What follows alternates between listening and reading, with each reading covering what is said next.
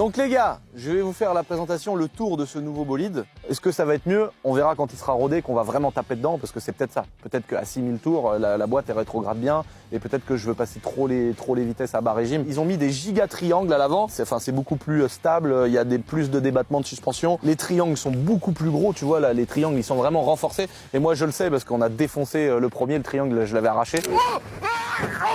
Moi j'ai pris l'option avec le pare-buff devant. Première chose qui saute à la gueule, les feux ils ont une gueule extraordinaire. Il a une tête, c'est un monstre. Il est beaucoup plus gros, beaucoup plus imposant que l'autre, mais ça encore une fois on va comparer ça quand il sera à côté. Ils ont mis des giga étriers. Quand tu vois la taille de l'étrier mon gars, tu vois que c'est beaucoup plus sérieux qu'avant. La pièce de la fusée qui revient jusqu'ici c'est énorme. Les biellettes de direction elles sont énormes. Le cardan ils sont immenses. Enfin pourtant l'autre il est pas cassable, hein. Mais ils ont voulu faire encore mieux. Les jantes elles sont magnifiques. J'ai entendu dire qu'elles cassaient, donc on verra si mes jantes elles cassent. Mais j'ai entendu dire qu'il y avait eu des soucis de jantes qui cassaient. Bon, je trouve ça beaucoup plus joli que les anciennes versions. Les disques, dedans on voit le gros étrier qui est devant, qui est beaucoup plus imposant. Et là on est sur un freinage de voiture. Le modèle de base il doit être à 51 et quelques mille euros. Et dès que tu prends le pare-brise, tu vois ça, j'ai pris le pare-brise, j'ai pris le pare-buff, j'ai pris les petites fenêtres là en grillage. Tu sais ça c'est vachement pratique pour la boue et toute la merde. D'ailleurs très dommage. Première chose que je vois sur l'ancienne version, moi j'ai ce...